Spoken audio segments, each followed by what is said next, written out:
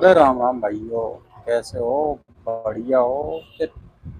चलो यार, मैं इंस्टाग्राम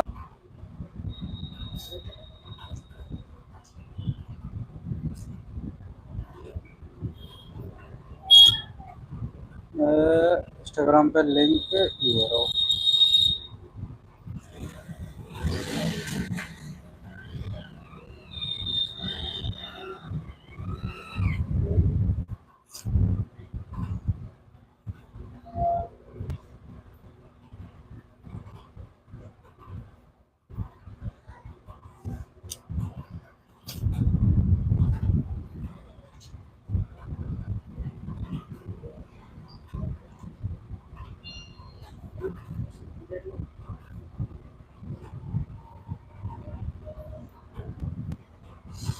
तो भैया सीखियो, मैं बताऊं तुमने कैसी गाड़ी आई है। ये देखो,